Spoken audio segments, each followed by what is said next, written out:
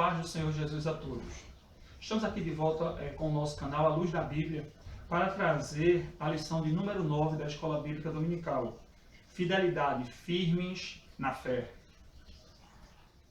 Nós estamos aqui como texto áureo em 2 Timóteo capítulo 2, versículo 13. Se formos infiéis, ele permanece fiel, não pode negar-se a si mesmo.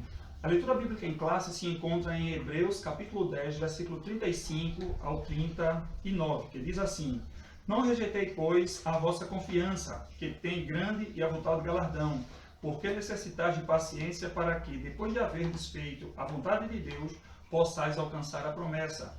Porque ainda um pouquinho de tempo, o que há de vir virá e não tardará. Mas o justo viverá da fé, e se ele recuar, a minha alma não tem prazer nele. Nós, porém, não somos daqueles que se retiram para a perdição, mas daqueles que creem para a conservação. Nós temos aqui, como ponto central, a fidelidade nos ajuda a permanecermos firmes na fé. Nessa lição de hoje, nós estudaremos sobre outro aspecto do fruto do Espírito, a fidelidade. E também vamos estudar sobre a idolatria e a feitiçaria, que são duas obras da carne que se opõem à fidelidade. Nós vamos ver aqui, durante a lição, o porquê desses dois aspectos da obra da carne atrapalhar tanto a vida santa do cristão com relação à fidelidade a Deus.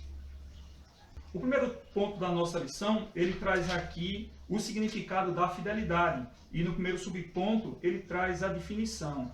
A fidelidade, ela vem com o compromisso daquilo que assume, ou a atitude de quem é fiel. E traz também o significado de lealdade, aquele que é leal. Mas nós observamos que o sentido fidelidade, ele vem mostrar que por situações difíceis ou agruras que acontecem em nossa vida, nos tornamos fiéis a Deus, ou seja, como se fosse uma prova em nossas vidas que faz com que venhamos a ser fiel, o que faz com que venhamos a permanecer firme na presença do Senhor. O segundo ponto fala a fidelidade como fruto do Espírito.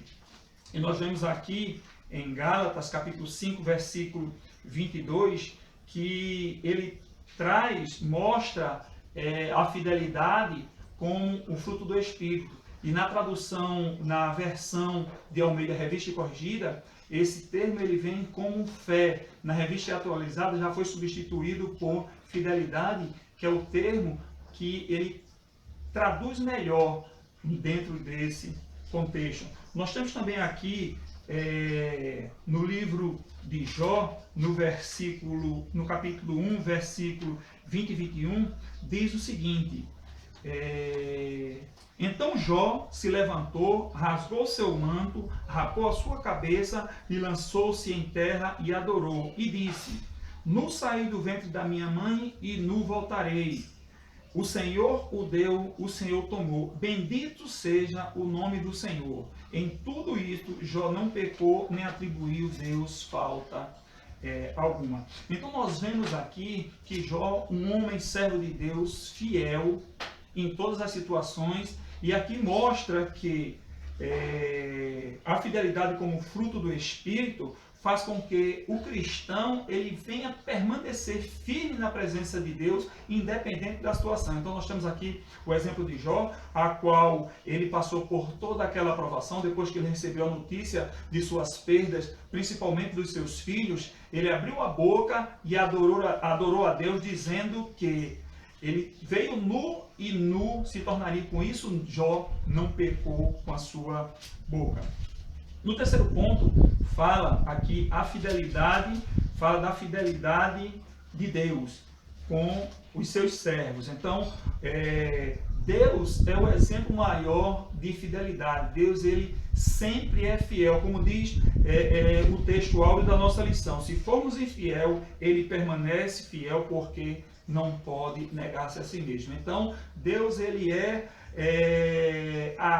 podemos dizer assim, o exemplo maior de fidelidade. Então, se nós abrirmos nossa Bíblia aqui no livro de Jeremias, no capítulo Jeremias no capítulo 40, versículo de 2 a 4, nós temos aqui um exemplo aí da fidelidade de Deus com os seus servos. Agora nós sabemos que Deus levantou o profeta Jeremias para trazer o anúncio da sua palavra ao povo de Israel, que estava completamente distanciado da sua vontade, estava em pecado, e Deus levantou Jeremias para que Jeremias trouxesse a sua palavra. E nós sabemos o que aconteceu com Jeremias. Ele foi esbofeteado, ele foi lançado no calabouço, ele foi lançado na cisterna durante o seu ministério. Mas nós temos um exemplo aqui da fidelidade de Deus, aqui no capítulo 40, versículo 2 ao versículo 4, que diz assim de Jeremias: tomou o chefe da guarda a Jeremias e lhe disse: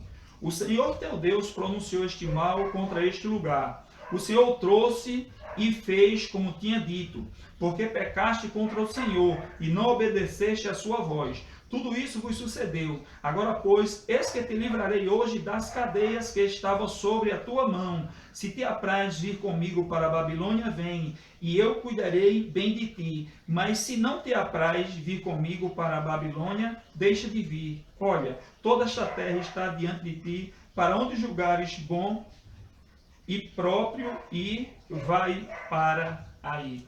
Então nós vemos aqui que mesmo diante de toda aquela situação que Jeremias passou durante seu ministério, a qual foi escarnecido, a qual foi esbofeteado, a qual foi lançado no calabouço, a qual foi desacreditado, mas vemos aqui no final, Deus mostra a sua fidelidade.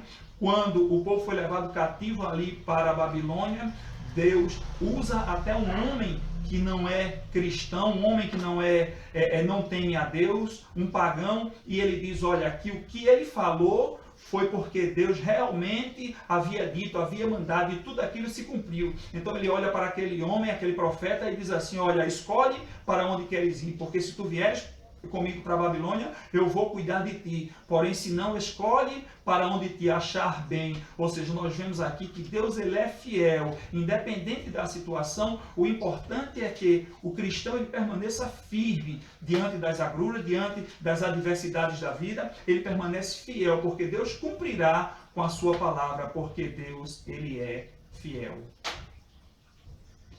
O segundo ponto aqui da nossa lição, ele fala da idolatria e heresia, um perigo à fidelidade. Então nós vamos ver aqui que essas duas obras da carne, a idolatria e a heresia, ele atrapalha o cristão, o servo de Deus, ele ser fiel. Então o primeiro subponto, ele diz aqui, o conceito aqui, idolatria, que ele vem de uma palavra grega que significa adorar, prestar culto, se prostrar diante de uma imagem de escultura, de um ídolo. Então esse é o termo que ele diz aqui, idolatria. Nós temos aqui vários exemplos bíblicos. Se nós traçarmos a história de Israel, foi cheio de altos e baixos, o povo sempre pecando aí contra Deus. E se o professor quiser tomar alguns exemplos, nós temos o exemplo de Elias ali no Monte Carmelo, quando desafiou os profetas de Azel e os profetas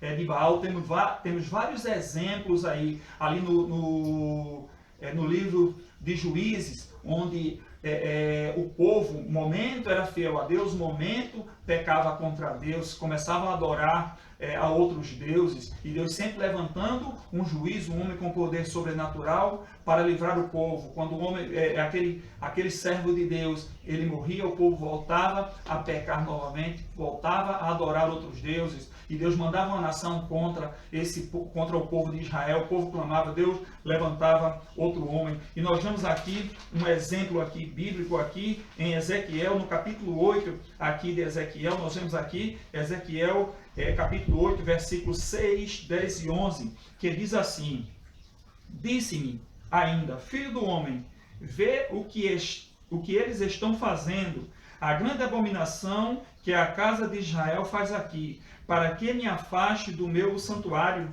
pois verás ainda maiores abominação. Versículo 10. Entrei e vi, e eis toda a forma de répteis e de animais abomináveis, e de todos os ídolos na casa de Israel, pintados na parede em todo o redor. Versículo 11. 70 homens dos anciãos da casa de Israel, com Jazanias, filho de Safã, que se achavam no meio deles, estavam em pé diante das pinturas, tendo cada um na mão o seu incensário, e subia aroma da nuvem do incenso. Versículo 14. Levou-me à entrada da porta da casa do Senhor, que está no lado norte, e eis que estavam ali mulheres assentadas chorando a Tamuz.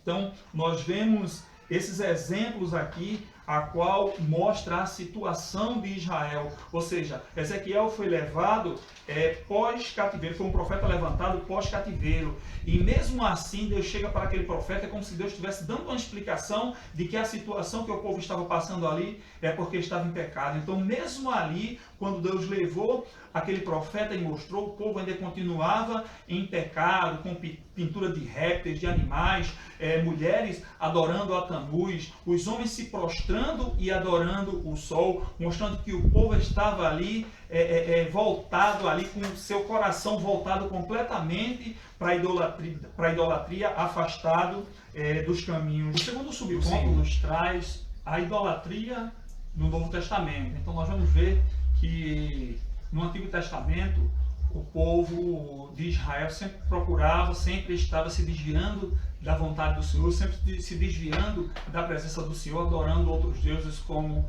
Baal, como Azera, como Moloque, entre outros. E nós vamos ver que no Novo Testamento a idolatria também estava enraizada no coração das pessoas que não tinham temor a Deus. Então, nós vemos que o apóstolo Paulo, ali quando estava em missões, estava evangelizando, confundiram ele e Barnabé com os deuses Júpiter e Mercúrio, querendo sacrificar. Foi necessário Paulo rasgar suas vestes e dizer que era homem semelhante a eles, que era sujeito às mesmas falhas.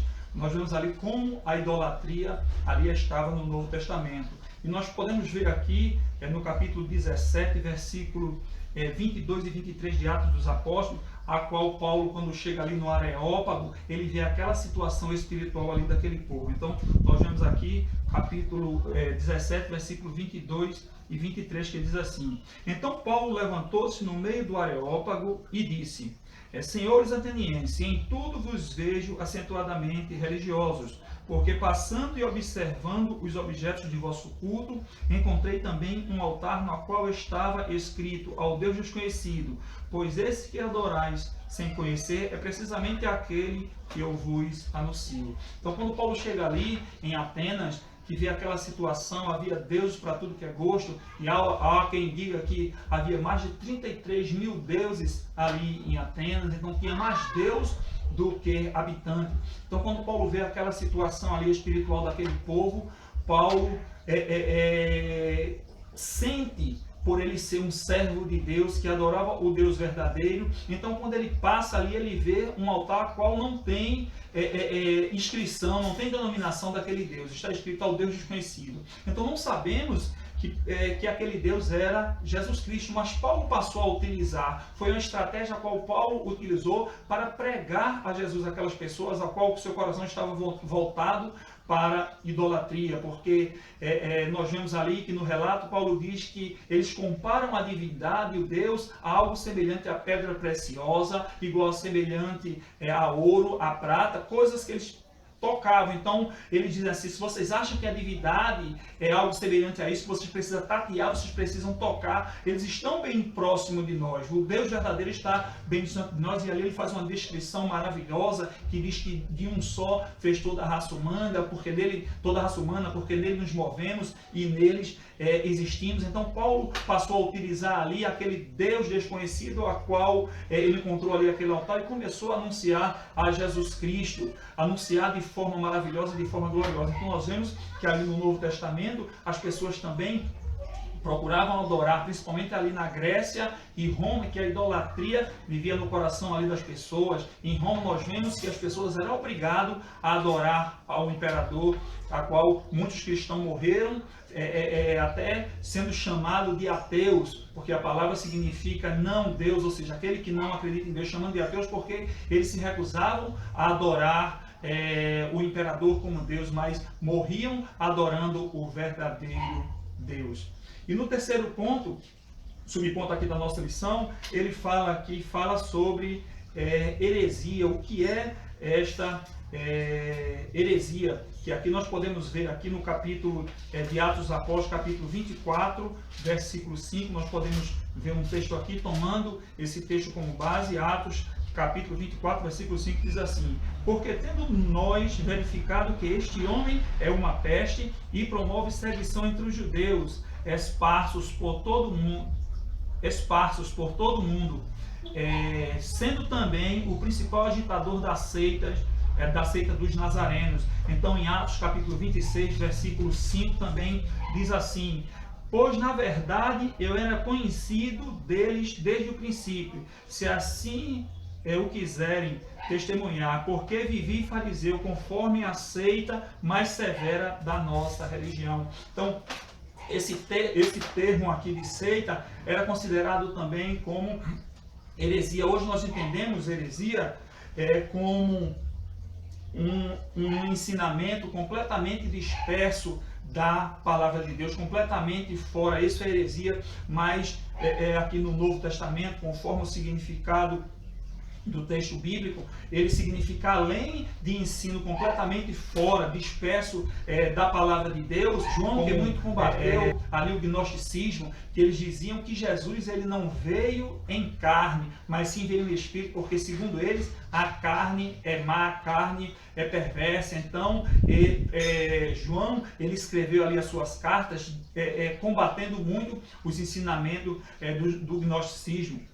Então nós vemos que aquilo também era uma heresia, mas também a heresia ela fala de seita, fala de grupo, um grupo menor tirado do grupo maior. E quando a igreja de Jesus Cristo, quando o evangelho, a igreja primitiva iniciou, ela era também chamada de seita, como nós vemos aqui no texto. E Paulo aqui fala também do termo seita, como falando ali do farisaísmo, a qual Paulo, conforme ele diz nas suas cartas, que ele sobressaía os da sua idade. Então, nós observamos que esse termo heresia é um ensinamento completamente distorcido da palavra de Deus, ao qual Paulo escreve ali a Tito, para ele ter cuidado desses ensinamentos. Escreve a Timóteo também, dizendo que nos últimos tempos haveria escarnecedores da palavra de Deus, falando, trazendo ensinamentos completamente distorcidos, completamente fora da palavra de Deus. Então, é muito importante o professor frisar esses pontos, esse significado aqui do termo heresia. Terceiro ponto fala: sejamos fiéis até o fim. Olhando para o comentarista, ele procura mostrar que é importante, ele diz assim, para se conquistar um bom futuro, é imprescindível ter estabelecidos alicerces sólidos no passado. Então, é muito importante você olhar para o passado, olhar para o testemunho. Quando nós abrimos aqui a carta do apóstolo aos Hebreus, no capítulo 12, nós vamos ver aqui, Hebreus aqui, no capítulo 12, versículo 1, Hebreus 12, versículo 1, diz assim: portanto também nós, visto que temos a rodear-nos tão grande nuvem de testemunhas, desembaraçando-nos de todo o peso e do pecado que tenazmente nos assedia, corramos com perseverança a carreira que nos está proposta. Então, o apóstolo aqui desconhecido, ele traz nesse texto aqui que é importante nós atentarmos para uma tão grande nuvem de testemunha. Que testemunha é essa? Algumas pessoas até pensam que essa testemunha, algumas pessoas falam de demônios, outra fala de pessoas que não professam a mesma fé, mas aqui o texto ele é bem claro, que ele diz uma tão grande nuvem de testemunhas que faz com que nós venhamos a nos desembaraçarmos. Então, que nuvem de testemunha é essa? Quando nós vamos ali para o capítulo 11, nós vemos ali os heróis da fé, que justamente aqui no capítulo 12, versículo 1, o apóstolo está falando desses heróis da fé. Então, olhar para ele, nós estamos rodeados de grandes testemunhos que foram esses homens aí, esses heróis da fé, que foram fiéis a Deus, mesmo recebendo uma promessa de longe. eles foram fiéis. Então, o apóstolo aqui, que escreve a carta aos Hebreus, ele pede para nós olharmos para essas pessoas, olharmos para esses homens de Deus que tiveram grandes testemunhos, eles foram provados, eles foram peneirados, eles foram perseguidos, muitos morreram ali cerrados ao meio, muitos passaram por perseguição, foram queimados, mas permaneceram fiéis. Então ele diz, olha para essas pessoas, olha para esses testemunhos aí, para que venhamos a permanecer firme, para que venhamos nos livrar do pecado que como tenaz, ele nos puxa para que venhamos a sair da presença do Senhor. Então, aqui devemos, como o texto diz aqui, que devemos olhar para o passado, devemos olhar para esses grandes testemunhos aí, para permanecermos firmes na fé. O segundo ponto, subponto, fala a fé que nos ajuda a sermos fiéis. A fé que nos ajuda a sermos fiéis. Então também temos aqui no capítulo 11, versículo 1, 37 e 38.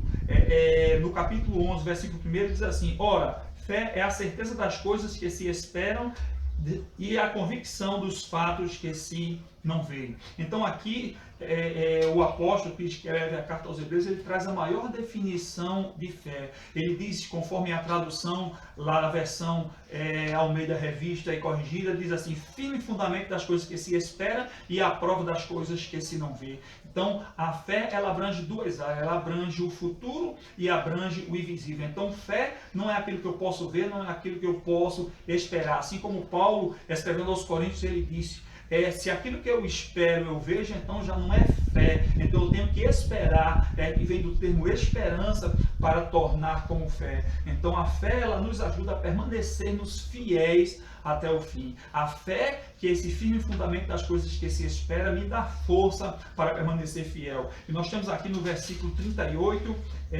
37 e 38, que diz assim, foram apedrejados, provados, cerrados pelo meio, mortos a fio de espada, andavam peregrinos, vestidos de pele de ovelhas e de cabras, necessitados, afligidos, maltratados, homens dos quais o mundo não era digno, errante pelo deserto, pelos montes, pelas covas, pelos antros da terra. Terceiro subponto, nós temos aqui, seja fiel, a qual fala que o cristão, em qualquer situação aqui, ele deve permanecer firme, ele deve permanecer inabalável.